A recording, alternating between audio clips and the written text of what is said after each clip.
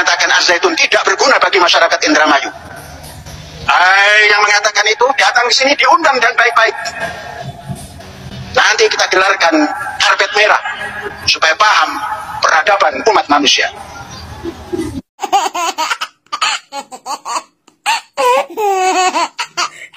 Keluarkan dalilnya. Yang itu Mekah tadi dalilnya itu gimana? Yang boleh begitu dan bisa jadi dalil di tempat lain. Kan, yang saya ingin katakan adalah bahwa ada orang sholat sejajar laki dan perempuan. Nah, kalau orang nggak ada masalah dalilnya, ini kan kita bicara dalil. Pak Helmi, Bapak Helmi, tadi ada indikasi penyesatan dan kesesatan dan juga kemudian penodaan juga di sana. Anda sepakat dengan hal ini? Saya orang pertama yang barangkali di Indonesia ini menyatakan prihatin. Dan karena itu tidak setuju ada kata-kata sesat dan noda agama. Pertama adalah sebutlah misalnya disebut berkali-kali oleh Kiai Lapis bahwa Panji Gumilang itu sesat. Kalau implikasi sesat apa? Di dalam Islam kalau orang sesat itu adalun pasti masuk neraka. Yang menentukan orang masuk neraka itu cuma satu, pemilik neraka, Allah Subhanahu wa Ta'ala. Tidak ada satupun di antara kita yang hadir di sini, di luar sana, di Indonesia, di dunia ini yang berhak menyatakan seorang manusia sesat nanti di akhirat. Nah, nasib kita aja belum jelas di akhirat nanti. Kenapa sekarang kita sudah melakukan justifikasi kepada seorang di akhirat? Sesat itu biarkan Allah Subhanahu wa Ta'ala yang menentukan, bukan kita. Yang kedua, agama ternoda, Allah ternoda.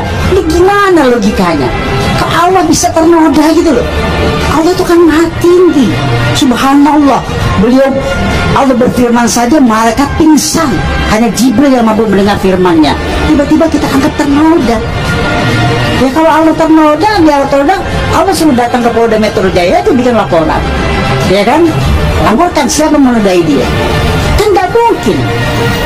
Karena itu ketika kita melakukan personifikasi pada Allah Subhanahu wa Ta'ala sampai mengatakan Allah ternoda, agama ternista. Coba, agama yang berisi nilai-nilai yang sangat tinggi, sangat luhur bisa ternista. Oh, kalau gitu kita menganut satu nilai-nilai yang bisa ternista dong. Itu nggak masuk dalam logika. Perilakunya dianggap nyeleneh pakai di lingkungan pondok pesantren, harusnya nggak ada salah. Kalau misalnya saya Panji Gumilang dianggap nyeleneh, sebut nyeleneh. Kalau dianggap bersalah, biarkan pengadilan yang menyatakan dia bersalah. Jangan bilang dia tersesat, jangan bilang dia ternoda. Boleh saya jawab? Silakan. Ya, baik. Kata nista itu sudah ada kok di undang-undang, juga ada, nanti Bang Eki bisa sampaikan soal nista. Di bahasa Indonesia juga ada nista. Orang yang anggap kita itu tinggi kemudian direndahkan itu namanya nistakan. Bahkan bukan hanya berkenaan dengan keagamaan, tokoh pun yang itu dianggap itu tinggi kemudian direndahkan itu menistakan. Kemudian kita mengatakan tidak ada yang berhak untuk kita mengatakan sesat. Kita udah dalam Fatihah sendiri mengatakan ghairil maghdubi alaihim waladdallin, itu sesat. Jadi beda dengan cara berpikir filosofis dengan berpikir tentang hukum. Dan kita ketika menghukum bukan berarti kita suci, tapi Allah sudah beri ketentuan. Seperti hurrimat alaikumul maitatu wad-damu. Allah mengatakan haram, masa kita nggak boleh mengatakan haram? Udah, ini berarti orang yang menyimpang, ini sudah waladdallin. Dan kita sudah mempunyai kerangka, dan itu dilakukan dengan cara musyawarah. Kalau tidak masuk akal, terserah. Kami punya akal juga, punya logika sendiri juga. Logika fikih beda dengan logika falsafi. Silakan.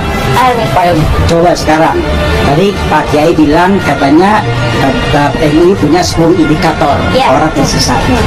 Apakah ada jaminan kalau saya melanggar satu saja indikator lalu saya masuk neraka? Emang siapa pemilik neraka MUI?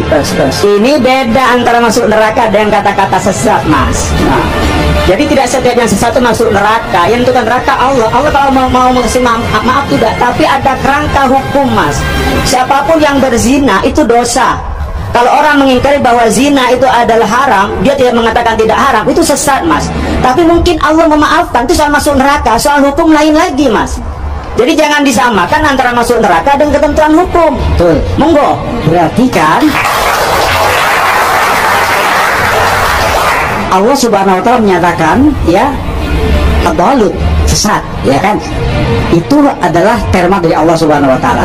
Siapa yang masuk dalun? Ya hanya Allah yang tahu, kan begitu ya?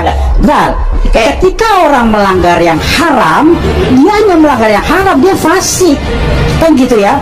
Bahwa kemudian setelah dia berdosa tentu saja, misalnya berzina, setelah dibuktikan dengan 4 saksi dia berzina, dilihat bahwa ternyata penisnya masuk ke dalam vaginanya seperti kata hadis ya, seperti timba masuk ke dalam sumur, begitu kan, dibuktikan dia berzina, dia berdosa. Kalau sudah terbukti dia dirajam, ya kan? Bahwa kemudian setelah dia berdosa, apakah dia masuk neraka atau masuk surga, itu urusan Allah Subhanahu Wa Taala. Pernah nggak kami mengatakan soal masuk neraka? Kan nggak pernah. Anda membantah yang tidak kami katakan. Anda membantah dalam hayalan Anda sendiri.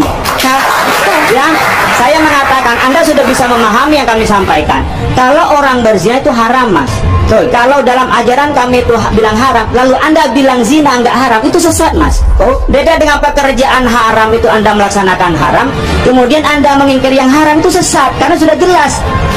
Soal masuk neraka, belum tentu yang namanya Allah yang tahu, tapi Allah memberikan koridornya dalam hidup ini. Sesatnya apa Kiai? Sesat yang Anda Saya apa? mengatakan saja ukuran sesat apa? Kalau menurut Anda Sekarang seperti kalau apa? kita kembali pada kasus saya Panji Gumilang,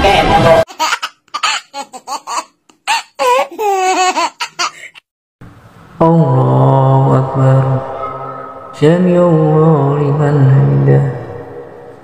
Allahu Akbar.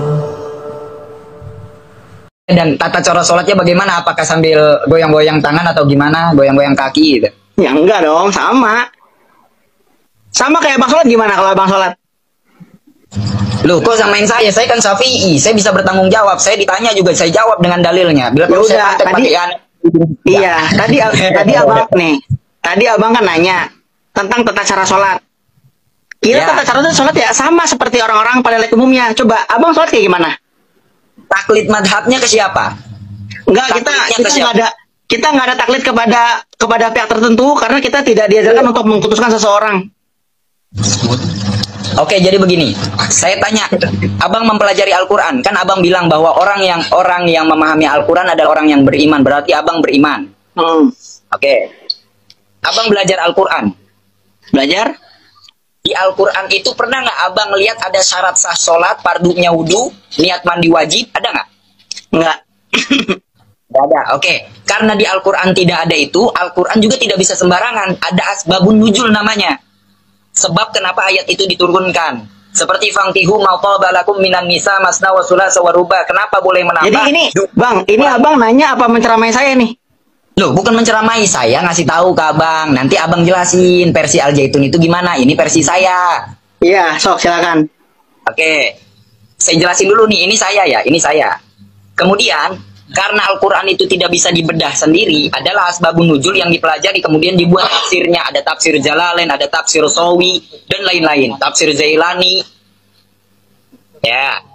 Nah, karena hadis itu tidak bisa dibongkar untuk sendiri, adalah namanya asbabul wurud, mustolahat hadis, ahli dalam pakar ilmu hadis.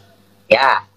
Kemudian dari Nabi turun ke sahabat, turun ke tabi'in, tabi'in hingga ke jam'ul mutaqaddimin wa jam'ul mutaakhirin. Saya bermadhab kepada Imam Syafi'i karena Imam Syafi'i paham ilmu agamanya itu luar biasa. Di umur 9 tahun, selain hafiz Quran, beliau kalau jalan ke masjid tutup kuping karena nggak mau yang didengarkannya itu jelek, kemudian dihafal oleh Imam Syafi'i. Itu Imam Syafi'i. Makanya saya taklid kepada Imam Syafi'i dalam madhab fikih, dalam fikih saya. Saya tanya ke abang taklid ke siapa? Gitu kan.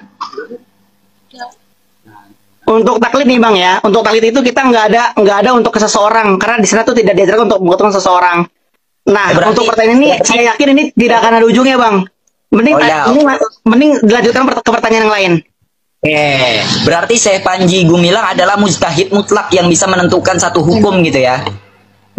Itu saya nggak bisa ngomong. Abang silakan datang ke Zaitun. Oh, enggak kan abis ini kan kita ada pertemuan lagi nanti di kafe ya, Iya, nggak sambil siap. ngopi. Siap. Sambil ngopi ya. Ya, siap. Oke, lanjut. Kalau ini udah di skip ya, soal ini di skip. Udah nggak bisa ngejawab, di skip berarti. Bukan nggak bisa ngejawab. Saya nggak pengen memperpanjang karena saya tahu ini nggak bakal ada ujungnya. Maksudnya kalau abang tapi jika ingin tahu nih, tadi bisa Bang, nanti. jika abang ingin tahu lebih lanjut, abang bisa langsung tanya sama pihak Al Zaitun langsung. Oke, saya tanya. Kan abang pihak Al Zaitun, abang alumni. Nanya kudu nanya ke tukang sasapu. Bukan gitu bang, maksudnya tuh orang-orang Al Zaitun itu lebih paham, lebih bisa menjelaskan. Nah kita kan ini kan buat sharing aja nih, maksudnya di Zaitun tuh diajarin apa aja sih. Nah untuk pertanyaan-pertanyaan saya kan di sini kan saya kan buat ngejawab pertanyaan ataupun pernyataan kan. Ya. Nah saya tahu nih Tapi nanti ada nggak sih alumni Al Zaitun yang lebih pintar dari abang, ada nggak sih? Saya pengen diskus sama dia juga. Wah banyak bang, banyak. Ya nanti tolong di WhatsApp nomornya, biar saya kabarin. Siap. Ya silakan lanjutkan pertanyaannya. Nah, Bang ini pertanyaan kedua bang. BTW ini live sampai jam berapa nih kira-kira? Sampai abang mau nyampe jam berapa? Sampai jam berapa ya? 11.15 lah paling. Oh yaudah, berarti bentar lagi nih lanjut ke pertanyaan kedua ya. Siap. Oke, pertanyaan kedua. Next time, kan saya udah bilang bang, abang siapin dulu materinya nih. Gue mau nanya, lo mah nggak nyiapin materi. Kan gue bilang gini tadi bang, nih saya agak-agak ngantuk dikit nih gitu kan. Terus gimana Yang sih? kan orang aja gimana sih? Gue mah oke, welcome. Ya silakan ditanya apa? Diajukan pertanyaan lagi. Pertanyaan kedua. Pira khutbah Jumat dipimpin oleh wanita di Pondok Pesantren Al Zaitun Indramayu. Bismillahirrahmanirrahim. Assalamualaikum warahmatullahi wabarakatuh. Allahu Akbar. Allahu Akbar. Allahu Akbar. La ilaha illallah. Allahu Akbar. Walillahil hamd. Masyarakat Kabupaten Riau, kaum muslimin dan muslimat yang dirahmati Allah Subhanahu wa taala. Puji syukur kita panjatkan kehadiran Allah Subhanahu wa